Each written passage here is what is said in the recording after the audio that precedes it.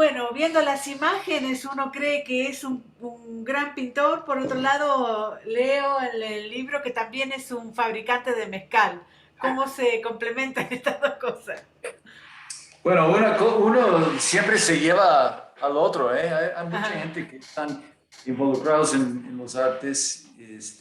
Voy a picar eso porque por alguna razón no te veo, ¿eh? No, no, Te no, no, veo. no, no, usted es el que te tiene que ver. Bueno, sí, es algo, bueno, algo común, ¿no? De que el arte te lleva al consumo de mezcal y eventualmente a la producción de mezcal, ¿no? Eh, pero ya esto ya es parte de mi pasado. Ujú. ¿No?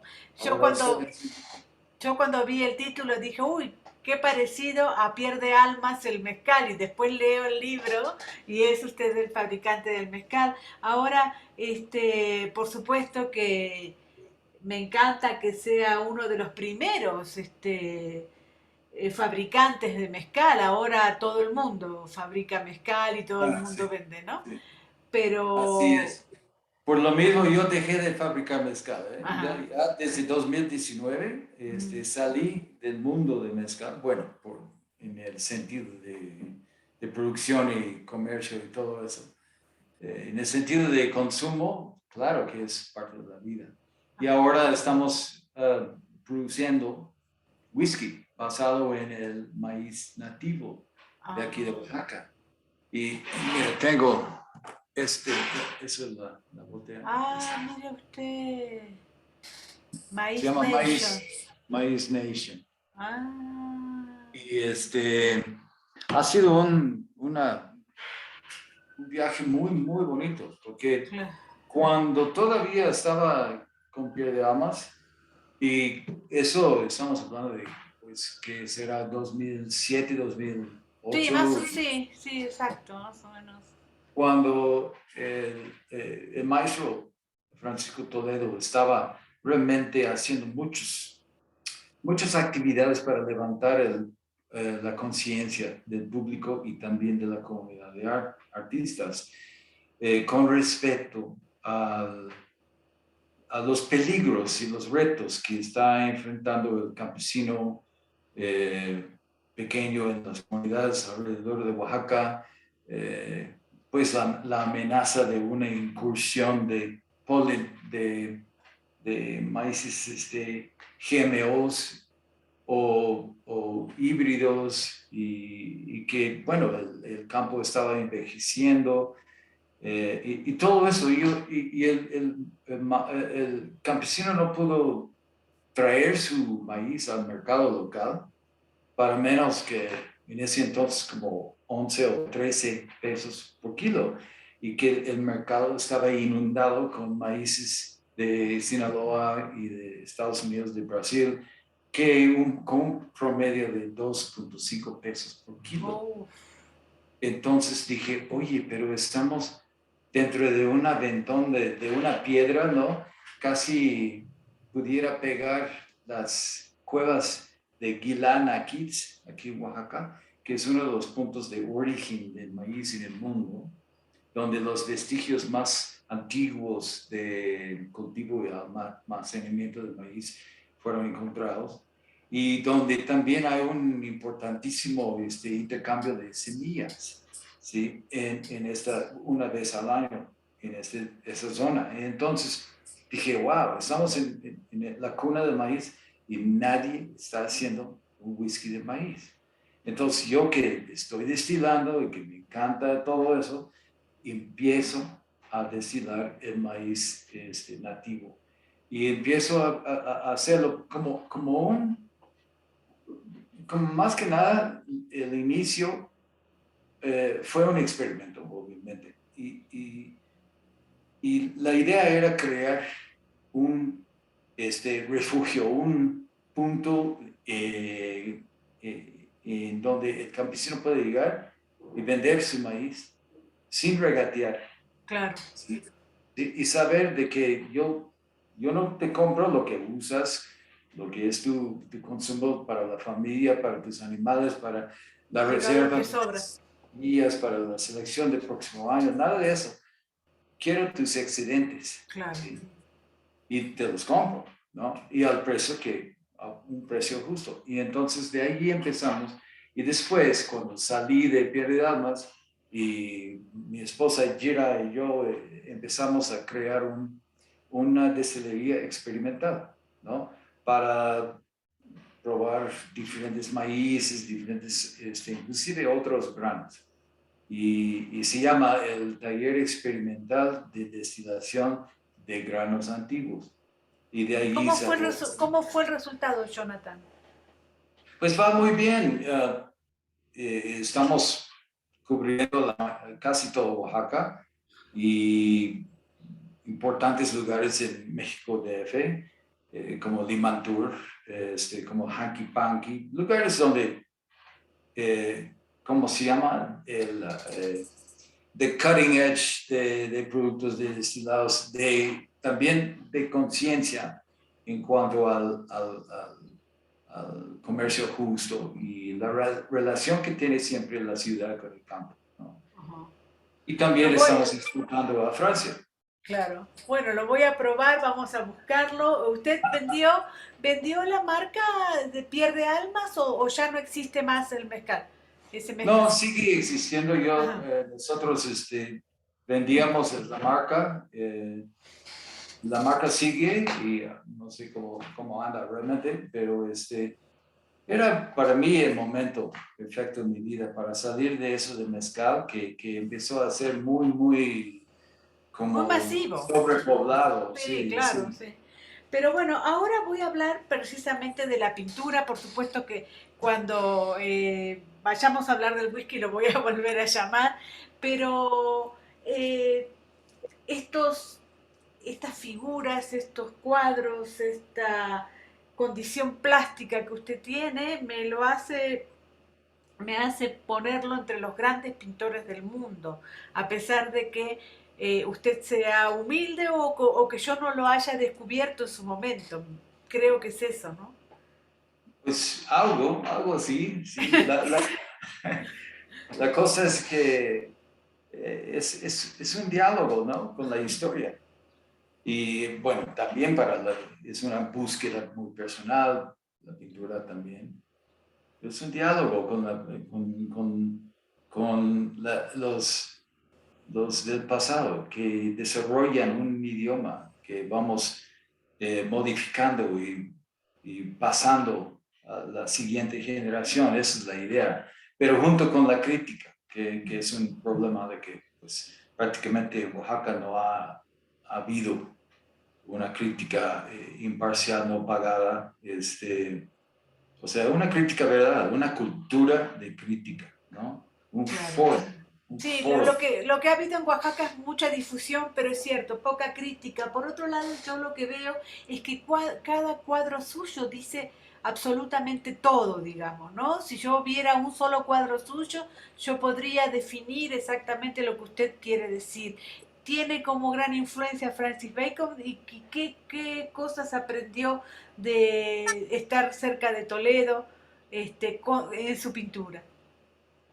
Pues es muy interesante de que mucha gente relaciona mi obra con Francis Bacon. Yo siento eso probablemente se debe a que ocupo mucho el concepto del escenario de tres paredes, Ajá. ¿no? O de una sola pared también, pero con algo, con algo que está pasando enfrente, ¿no? Y posibles ventanas hacia otras dimensiones que están atrás, ¿no? Pero yo en verdad no, no considero de que Bacon es una influencia muy Ajá. fuerte para mí. Lucian Freud, contemporáneo de Bacon, sí, es un gran pintor para mí, ¿sí? Bacon más bien es como un diseñador conceptual, muy intelectual, y su plasticidad es muy sorprendente porque lo que hace con una cara de que de repente la arrastra, ¿no? Ujú. Eso sí son parte del lenguaje heredado, digamos, de mucha gente, ¿sí? Desde Goya. O sea, Goya lo hizo, ¿sí? Bueno, Todos, yo le iba a decir precisamente eso. Yo no entiendo de la crítica de pintura, ni mucho menos, pero sus imágenes me hicieron acordar muchísimo a Francisco Goya, por supuesto, ¿no? Más que Bacon, ¿no?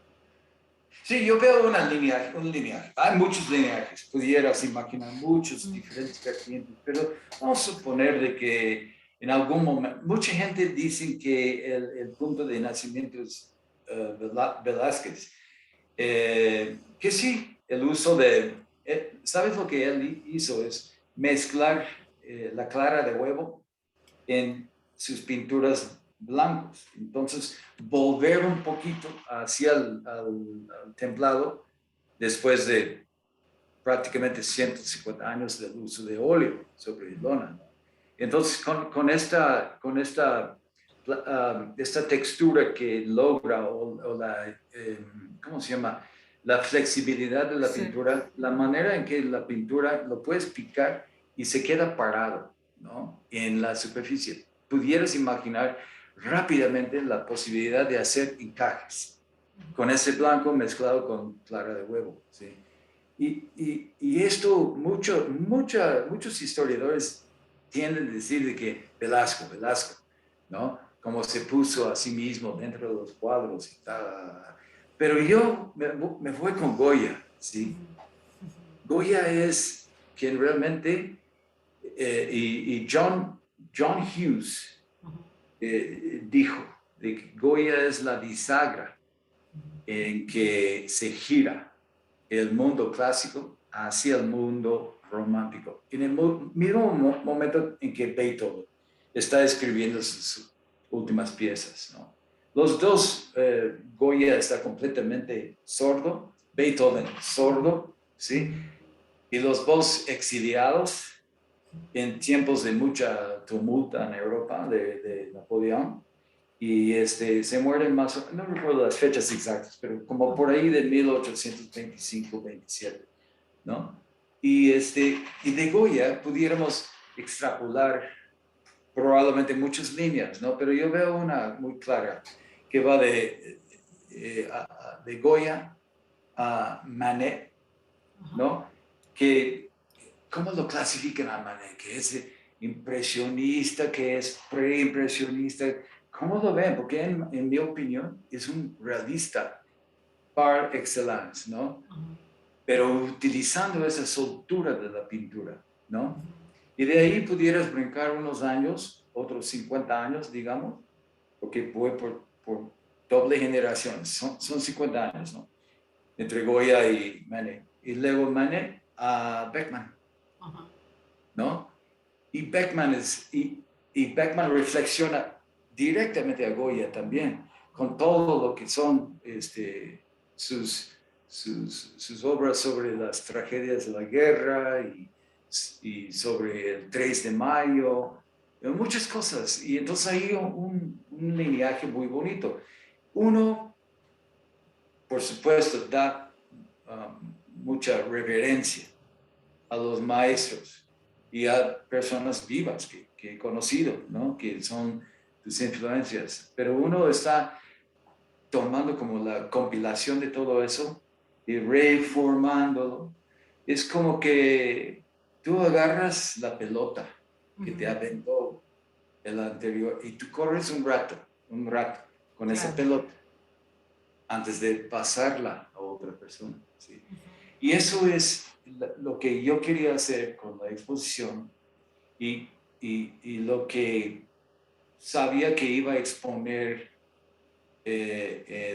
una sed tremenda aquí en Oaxaca por el diálogo, por el foro formal de crítica, pero que supe que no iba a llegar a nadie, ¿no?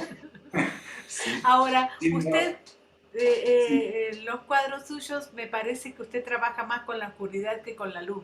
¿Es cierto eso? Perdón, no entendí eso. Me parece que usted trabaja más con la oscuridad que con la luz. La oscuridad. Bueno, no puedes tener oscuridad sin tener luz, Sí, ¿no? ya lo sé, pero me parece que hay pintores que manejan mucho más la luz y usted me parece que es mucho más oscuro, me resultan así los cuadros. Puede ser. Yo creo que, que no pienso mucho en la oscuridad o la luz, sino en la pintura. La pintura es la sustancia, la materialidad del objeto hecho en pintura, no es el objeto, o sea, pudiéramos hablar de, no sé, algo sobre la mesa, ¿no? Un tazón o un plato con pan tostado, con mantequilla, ¿no? Que es uno de los cuadros más recientes. La cosa es que esa mantequilla, por ejemplo, es pintura, no es mantequilla, Claro. ¿no? Tenés un pip, como dijo Magritte, ¿no? Es, es una cosa que vas a embarrar sobre tu pan que ya pintaste, que ya lo dejaste secar, y lo vas a embarrar como con una pintura hecha con una cierta transparencia y una textura y una este, espesura, ¿no? Ah, Vas a poder hacer, imitar la mantequilla, pero no es mantequilla, es pintura. O en el caso de un caballete, el caballete es transparente, el caballete es un prismo a través de que pase una luz, tira una sombra, pero todo eso es pintura.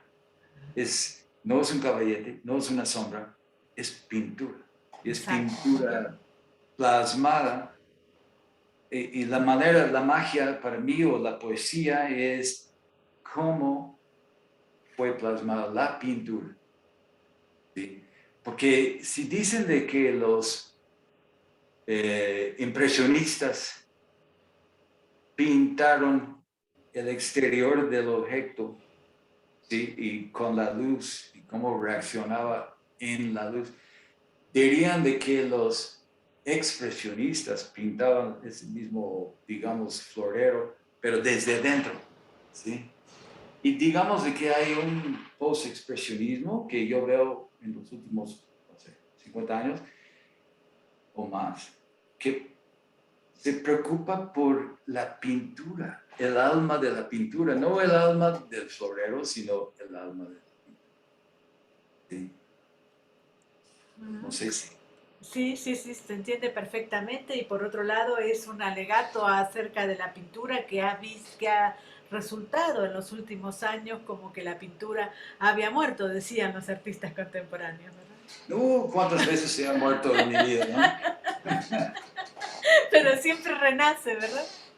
Sí, es muy interesante porque yo temía de que sí estaba cierto, sí estaba muerto, ¿no? Ajá. Toda esa onda. O sea, abstraccionismo fue muy importante porque, otra vez, en el sentido modernista de crear idiomas o lenguajes para describir no necesariamente objetos percibidos, sino sentimientos internos, ¿no?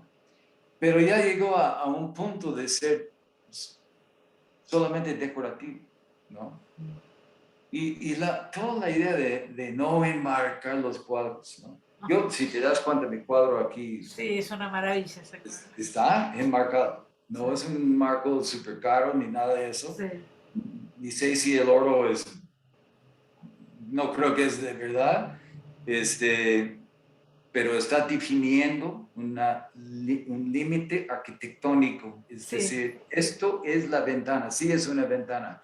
Eso es mi cuadro. Y el diseñador de interiores no lo puede usar tan fácilmente, Claro. ¿no? Como en el caso de una abstracción de que un gris y una línea, y no pongo enmarcación porque supuestamente ¿cómo se llama? La filosofía de los 70 decía, no pongas marco porque es un objeto que existe en el mundo, no es una ventana. ¿Sí? Es que la pintura ha sufrido por muchas distorsiones, ¿sí? Por mucha imposición retórica. Sí. eh, sobre su pobre cuerpo que está en constante morfosis, ¿no? Sí, pues, Morfosis. de hecho, la pintura a muerto es una manifestación retórica que también ha sufrido la pintura también. Sí, pero fíjate que ahora en ese momento de todo es digital y todo es imagen ahora, ¿no? Sí, es cierto. Estamos mirando a la computadora y mirando a imágenes constantemente. Entonces yo creo de que hay una necesidad en los que hacen lo que sea, ¿no? Que pintan o que escultan o que hacen películas o lo que sea. Hay una necesidad de acercarse y retomar, reanalizar lo Es que cierto. es la figura y el objeto, ¿no?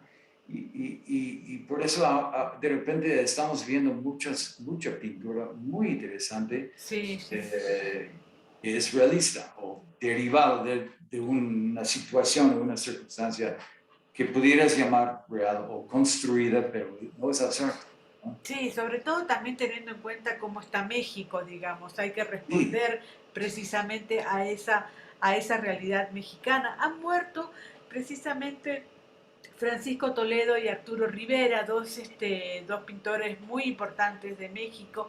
¿Qué diría de ellos? ¿Qué le pasó a usted con Francisco Toledo, teniendo en cuenta que vive en Oaxaca desde hace bastante?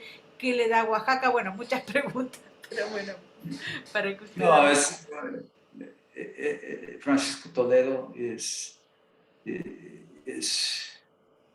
sin Francisco Toledo, Oaxaca estaría como estuvo cuando llegué, que era un pueblito regional, Ujú. este, con básicamente cero autorreflexión, cero interés en los artes, puro comercio, ¿no? Y yo creo de que Francisco Toledo que llega aquí y crea instituciones y crea realmente y une los jóvenes que realmente quieren aprender las diferentes disciplinas. Yo creo de que Francisco Toledo transformó por completo Oaxaca. Hay un Oaxaca antes de 1986 y después. Sí, Es, una de las cosas que siempre hablo con los nuevos escritores es que todo se lo deben a Francisco Toledo, los nuevos escritores sí, oaxaqueños que están sacando una nueva literatura oaxaqueña o una literatura oaxaqueña. sí, exactamente. Hay, pues muchas publicaciones aquí en Oaxaca, gracias al Yago, gracias a los que hayan participado en el Yago y ahora salieron al mundo como Guillermo Santos, por ejemplo, gran escritor.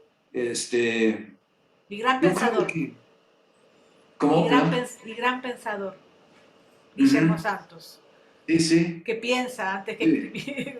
Y con una lectura increíble, Sí, ¿no? increíble. Sí. Y el, el, el- el problema es de que hay mucha gente que pintan que no deben de pintar, Claro. ¿no? Y que pues ven algo que es exitoso y tratan de imitarlo, ¿sí? Y en un vacío como Oaxaca en cuanto a la crítica, ese tipo de imitador aflorece, porque no hay nadie para criticarlo, ¿sí?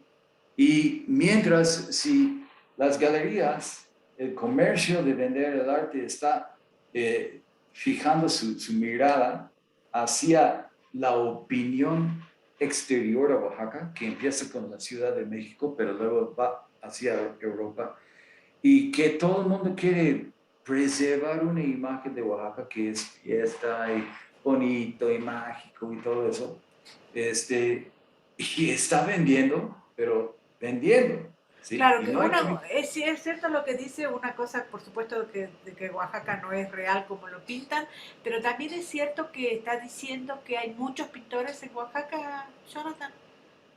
Sí, eso es la otra cosa, es que hay mucha gente, eh, Ujú, desde 2006, desde pues nuestro pequeño conflicto, ¿no? ujú.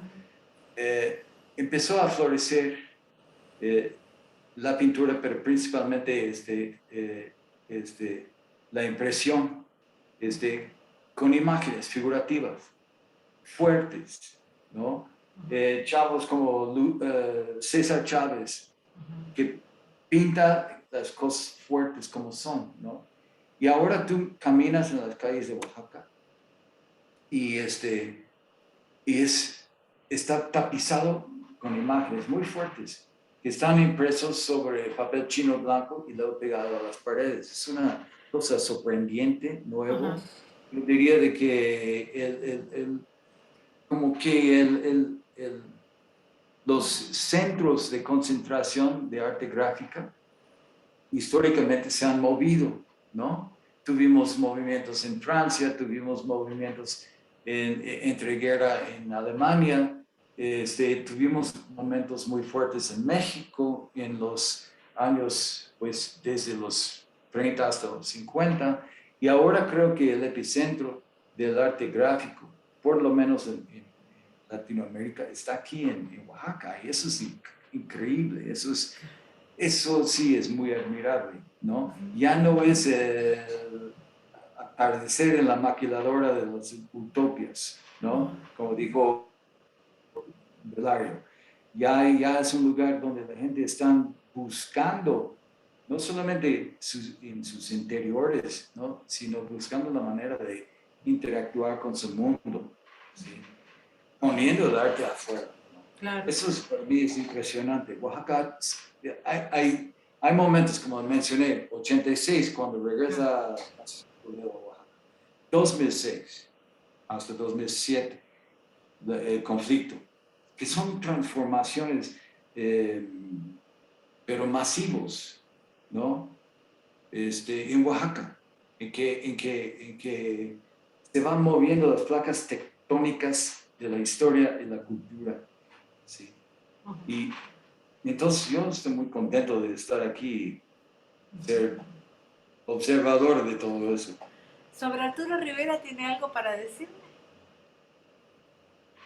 Pues importante, es un pintor importante, es un pintor que carga su porción, su parte de lo que es el lenguaje, lo va cargando, avanzando y transformando, ¿sí? Y ha creado una parte de lo que es eh, el idioma de la pintura o el idioma plástico en México, en Oaxaca, ¿sí? Pero yo creo de que hay muchas influencias, mucho más allá, ¿sí? Sí. De diferentes momentos que están entrando en la ecuación, ¿no? Sí, más allá de las influencias, lo que le decía, lo que sí yo quería apuntar es que ha sido un pintor muy importante en México y sin embargo murió, este, no siendo reconocido, pero además murió con mucho enojo, digamos, ¿no? Por todo lo que le estaba pasando a la pintura, ¿no? Ajá, ajá. Eso es lo que quería decir. Me llega a la mente un contemporáneo mío, que está en México DF, Ajá. se me fue la mente en este momento, ¿cómo se llama? Gran pintor, Ajá. que ganó el Bienal en Oaxaca en los 90. Híjole, Bueno, pasa? dígame algo que yo después lo averiguo. Ahora, vamos a hablar de La piel de almas, la historia de una cantina. Este es un catálogo de una exposición que usted está haciendo. ¿Cómo se gestó este catálogo que está muy completo? Está Araceli Mancilla Sayas, Guillermo Santos, Guillermo Fadanelli y está usted, digamos, ¿no? Yo creo que les debe haber llevado bastante tiempo hacer este catálogo, ¿verdad? No escuché la última parte. Que les ha llevado bastante tiempo hacer este catálogo, me parece. Pues sí, fue como uno de esos proyectos que haces durante una pandemia, ¿no? O sea, no puedes salir de la casa, pero sí puedes Claro. editar y mandar a traducir. Pues conocí todo un mundo de traductores, Ajá. en muchos países que participaron en esa traducción, pero también estamos casi, con Guillermo Santos, estamos casi terminando un libro nuevo. Ajá. Eh, que es una antología de cuentos cortos de mexicanos contemporáneos que coincidan con una serie de dibujos que hice Ajá, eh, que se llama El Crimen. Y los dibujos son retratos y cada autor toma un retrato y escribe en primera persona desde su participación o cómo le afectó o X su involucramiento con el crimen que nadie puede mencionar qué es. ajá. Muy Y entonces son interesante. 13 autores que están Ajá, combinando y fue muy interesante cómo se empezaron a trenzarse los cuentos, ¿no? ajá. Y entonces estamos en la edición final de eso y luego una historia que todavía tenemos que mandar a traducir y editar. Y ojalá que va a venta pronto, ¿no? Perfecto. Y, Ahora, este catálogo, la historia de una cantina, me resulta como podría llevar la historia de una cantina a la historia del mundo. Pareciera ser que usted ve el mundo como una cantina, ¿verdad? puede ser, puede ser. Es como metáforos, Ajá. es muy bueno. Es como aquellos obras de teatro, ¿no? Que están, donde están cautivadas la audiencia, ¿no?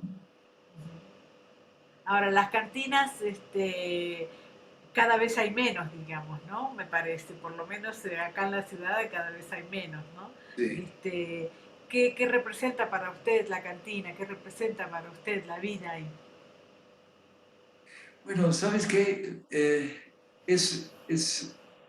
Pudieras verlo como algo muy triste de que están desapareciendo las cantinas y que están siendo reemplazados por otro tipo de antro o lo que sea. Pero bueno, la cantina es un fenómeno que representa un momento en la historia, Ujú. que creo que es un largo momento en la historia, Sí, sí, sí. pero yo creo de que desde la ocupación de Maximiliano en adelante la cantina es un poco distinto a lo que fue antes, Ujú. ¿no? Como que, y es muy interesante cómo se ha evolucionado, como que es un lugar que sí, vas a tomar copas, pero con cada ronda recibes una botana. Y mientras que vas acumulando más copas en tu mesa, se va enriqueciendo la botana. Y es muy bonito ese concepto. Casi como que el cantinero te está cuidando, que tienes que comer, ¿no? Y, y Es dentro cierto. de eso es un lugar donde gente del barrio pues, llegan, es como lo que todavía existe en, digamos, lugares como Nueva York, el neighborhood bar, ¿no? La cantina es eso, pero es un lugar donde conoces las historias de los parroquianos desde mucho tiempo, ¿no? Y ellos conocen tu historia y hay un ambiente de intimidad muy, ¿cómo se llama? Que se Muy, siente, que se muy siente. especial y que por supuesto termina cuando uno sale de la cantina, ¿verdad? Es eso. Uh-huh. Y la cosa es que tú llegas a la cantina y no necesariamente te vas a quedar en un solo lugar, vas a irte con otros amigos acá y ir a esta mesa y pues así, yo llegaba a sentarme en algún rincón muy oscuro y simplemente dibujar, ¿no? Este, Muchos de mi esos idea parroquianos, no, ¿cómo? digo que muchos de esos parroquianos tienen fantasmas también, ¿no? Por lo menos en sus cuadros. Sí, es como, depende también del nivel de ebrio, ¿no? De la hora de la tarde. Pero Claro. una de las cosas que me fascinaba era de que cómo es posible de que puedes llegar a pasar toda la tarde y no trabajar y simplemente consumir y platicar y todo eso, día tras día tras día, es impresionante. Y luego en la noche se transforma la cantina en como otro ambiente porque llega otra gente ¿sí? Y sí, es muy interesante porque yo creo que habla también de un tiempo, creo que Farinelli lo menciona, toca el tema de que es un intento de parar el tiempo, entrar en la cantina, que el tiempo ya no tiene significancia, que Claro, todo está en cámara lenta, ¿no? Eh, y es muy, muy interesante. Y para mí, en ese momento en mi vida, que estamos hablando de hace 20 años, 21 años, cuando ya llevaba tiempo conociendo varias cantinas y su clientela, y conocerlos bien y ver a un amigo, oye, nos vemos en tal lugar, ¿no? En tal cantina. Y no hubo celulares tampoco. Entonces, existía perfectamente el pretexto de llegar una hora tarde. Ahora nadie lo acepta eso. claro. Pero antes, decir las 2 de la tarde significaba probablemente las 3, pero todavía hay tolerancia hasta las 4, ¿no? Ahora es imposible. Si tú llegas 5 minutos tarde aquí en Oaxaca, te reclaman, ¿no? Claro. Porque hay celular. Ahora, frente a la teoría del no lugar, claro, ¿Cómo? que frente a la teoría del no lugar, que es el aeropuerto, la cantina es un lugar, me parece. Sí, sí, sí. Pudieras verla como un túnel donde está pasando la gente, ¿no? Pero bien, eso fue una parte de mi vida, como digo, hace 20 años. Decidimos en tiempos de pandemia de hacer una nueva edición del el catálogo que sacamos en 2001, que coincidía con la exposición que hice con Manuel García. Y en esta vez dije, bueno, vamos a tratar de hacerlo un poco más serio el libro. Ajá. Y entonces, en el mismo momento, eh, de- por una coincidencia cósmica, pude tener una exposición que empezó, creo que el 17 de diciembre, en el Museo del Pintor Oaxaqueño. Y entonces hubo la posibilidad de que muchos coleccionistas que habían comprado obra mía directamente del estudio estaban dispuestos de prestarlo. Entonces, por primera vez pude juntar obra que no había sido vista, ¿sí? Y eso coincidió con la publicación de la Del catálogo. salida del libro, ¿no? Pero mientras que La piel de almas representa 2 años de mi vida, lo que estaba, apenas se cerró la exposición, pero estaban ahí presentes 30 años en mi vida y ningún cuadro había sido expuesto públicamente, porque, bueno, aparte de la Galería Estela Shapiro en México DF y algunas galerías en el extranjero y museos, no podía exponer mi obra. Aquí en Oaxaca nadie quería exponer mi obra, pero me llegaron gente y vendía directamente de mi estudio. Y entonces, por lo mismo, la oportunidad, la gran oportunidad, que para mí es muy, muy importante en el sentido de que finalmente estoy exponiendo en Oaxaca. Expuse en 2001 la Piel de Almas en una casa era la casa de la abuela de Manuel García y pusimos una cantina, pusimos mesas pintadas y golpeadas con cadenas y todo eso, para parecer a las mesas que están en las pinturas. Y pusimos botana y pusimos mezcal gratis, ¿no? Y pensamos que iba a durar 2 noches, duró 2 meses y que llegaron los guitarristas, los cantantes, los revoleadores, el que vende toques y se convirtió en una cantina para 2 meses, pero no hubo problema con derecho de piso y cosas así, porque no estábamos vendiendo alcohol, estábamos vendiendo obras de arte. Claro. ¿no? Y fue probablemente el primer pop-up que se ha hecho en Oaxaca. Y entonces desde ahí no expongo, Ajá. con la excepción de algunas veces que participo con un dibujo o un cuadro, pero no expongo. Y principalmente las galerías imposible, porque querían vender esta, eh, estas obras tipo maquiladores de las utopias, ¿no? Y entonces, para mí, la oportunidad de que ahora finalmente, después de vivir aquí 37 años, estoy exponiendo la obra que hice aquí durante, bueno, por lo menos 30 años. Y la respuesta ha sido muy, muy, muy fuerte, muy poderoso, muy interesante.